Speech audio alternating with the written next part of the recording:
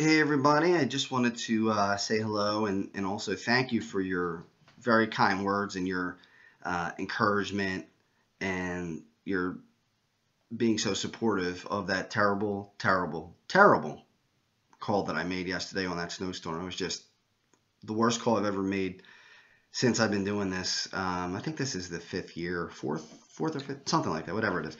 Worst call I've ever made. Sometimes, and some of you are new, obviously, over the last week. It's just been incredible how this page has gone crazy.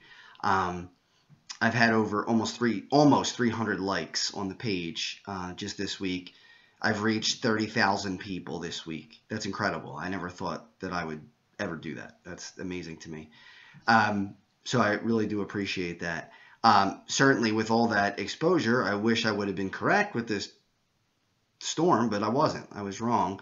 I will do another video on what went wrong, but this video is just to say thank you and to apologize for that terrible call from yesterday. I mean, there's no excuses.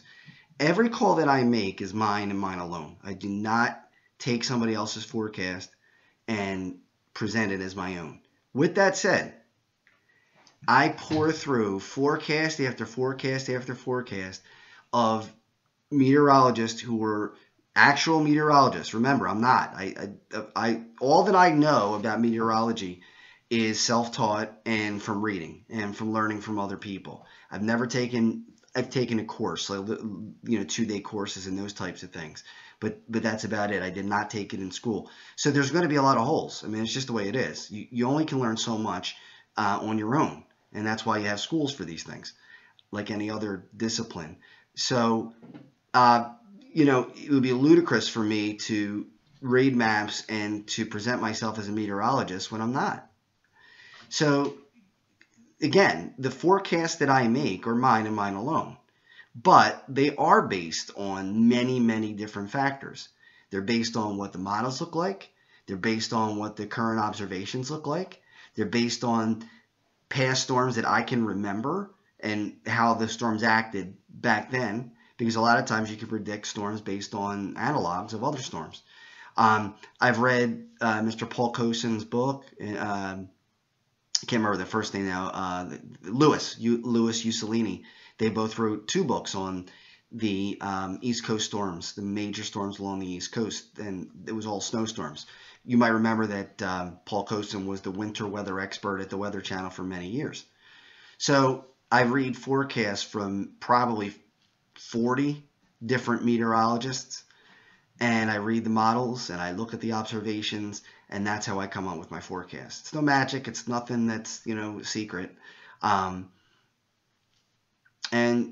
based on what I knew or what I saw from the data, what I heard from other meteorologists, what I remember from old storms, the models have their own bias.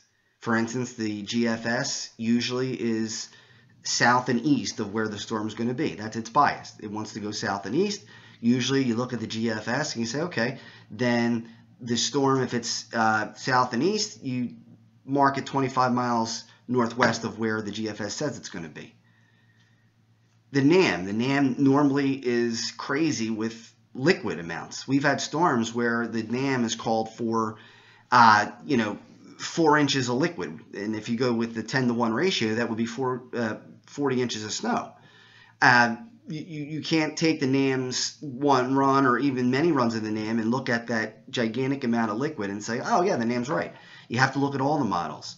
The Euro has been terrible this year, and I hung my hat on the Euro a lot yesterday. I thought maybe it corrected itself. Maybe it was going to do a little bit better with the storm.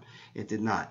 So, if anybody says to me, are your forecasts based on your credentials as a meteorologist? The answer is no, I'm not a meteorologist, but they are mine and they are mine alone.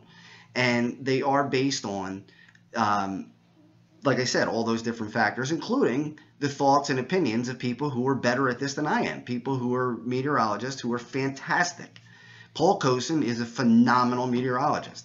It would be senseless for me to take a look at what Paul Coson has to say, or somebody like him, and ignore it. I have said this on many different topics on Facebook, and I'm sure people get so frustrated hearing it, some people do anyway, that expert advice is expert advice. And it's insane, I think, as a layperson, whether it's weather or medicine or any of the other disciplines, scientific disciplines out there, where we don't take into we don't look at the fact that somebody is an expert in those fields, and we don't think about that our opinion is usually, if it's in difference to that expert, not correct. The experts are the experts. So, you know, it's foolish, in my opinion, to hear and read 40, 50 different meteorologists or whatever it winds up being and not taking that into account.